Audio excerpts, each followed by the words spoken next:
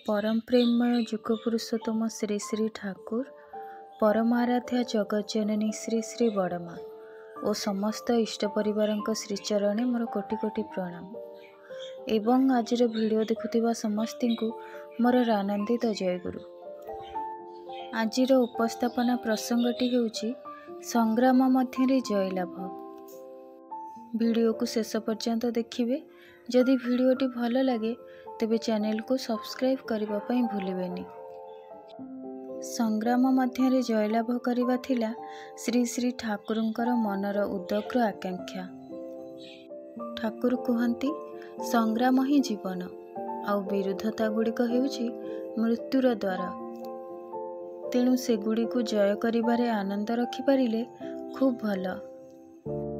एहा ही तो जीवनर विधि। किंतु वर्तमान आम मानकर धारणा विकृत हेबारे लागिछि। सुख शांति कहले आमे बुझुचंती केवल जंजाल शून्य जीवन को, जेउथिरे नथिबो कोनोसी जंजाल, बाधा विपत्ति अभाव बा असुविधा, केवल आराम रे खाइबा और पीबा। हेले वास्तव रे ताहा कोन ठीक कथा? बाधा अभाव असुविधा समस्या इत्यादि को अतिक्रम करिगले सिना हमर शक्ति वृद्धि हेबो। आउ तारी मध्य रे ही रहिछि प्रकृत आनंद। प्रतिकूल परिस्थिति को नियंत्रण करी समस्यार समाधान जे जेते करि पारे से निजको सेते अनुभव और उपभोग करि पारे। तार बुद्धि मध्य विकसित हुए एवं व्यक्तित्व भी बढ़ी जाए।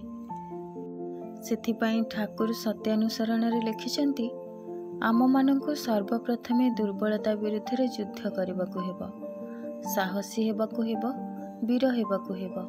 पापर ज्वलंत प्रतिमूर्ति एई दुर्बलता। तड़ जेते शीघ्र पार एई रक्त शोषणकारी अवसाद उत्पादक भ्याम्पायर को।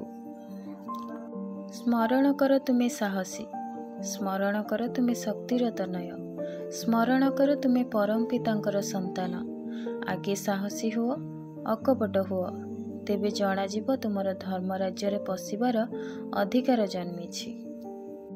हटि जीवाटा दुर्बलता नुहे, किंतु चेष्टा न करिबाटा ही दुर्बलता।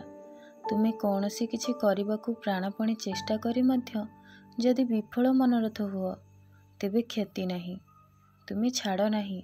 एही अम्लान चेष्टा ही तुमको मुक्ति आड़कू नहीं जीव। ठाकुर जो समय डाक्तरी पढ़िबा पई कलिकता आसीथिले सेतबेले बड़ बजार स्थित शरत मल्लिक नेशनल मेडिकल कॉलेज रे तांकर नाम भर्ती हैला। सेबेठू आरंभ हैला ठाकुरंकर संग्राम। ग्रे स्ट्रीट रे पंचानन भट्टाचार्यंकर कोइला गोदाम ठाकुर सेइठारे आश्रय नेले एवं सेइठारु कॉलेज जास मध्य कले।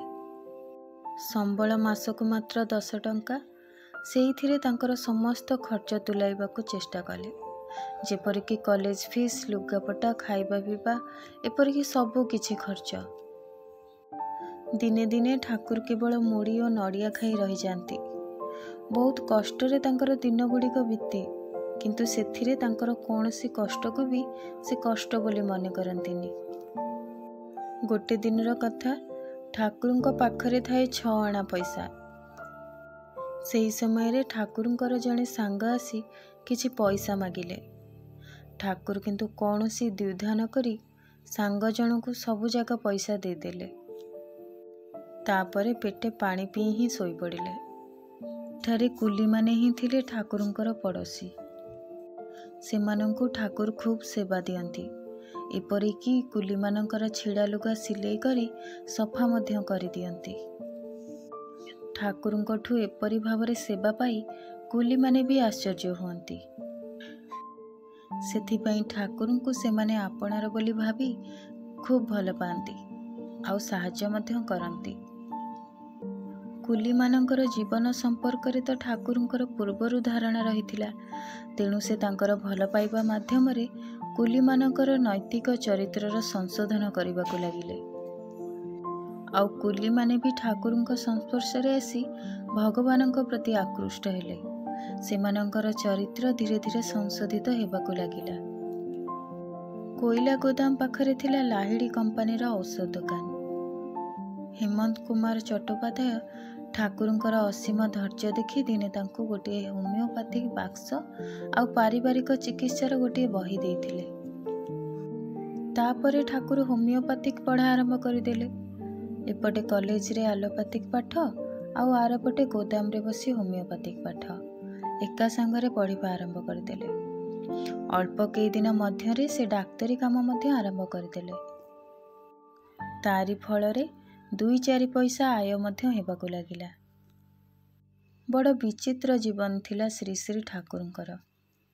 ଗୋଟିଏ ଦିଗରେ ସଂଗ୍ରାମୀର ଜୀବନ, ଆଉ ଏକ ଦିଗରେ ରହସ୍ୟମୟ ଅପାର୍ଥିବ ଲୀଳାର ଜୀବନ। ତାଙ୍କର ବୈଚିତ୍ର୍ୟପୂର୍ଣ୍ଣ ଜୀବନର ଘଟଣାଗୁଡ଼ିକ ଶୁଣିଲେ ମନ ମଧ୍ୟରେ ଏକ ଅଦ୍ଭୁତ ଅନୁଭୂତ ହୁଏ। ତାର ଗଭୀରତା ଖୋଜି ପାଇବା ପ୍ରାୟ ସହଜ ନୁହେଁ।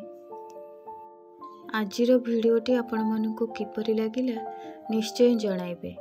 ରହୁଛି, ପୁଣି ଆସିବି ଏକ ନୂଆ ଭିଡ଼ିଓ ସହିତ। ସେ ପର୍ଯ୍ୟନ୍ତ ଆପଣ ସମସ୍ତଙ୍କୁ ଜୟଗୁରୁ।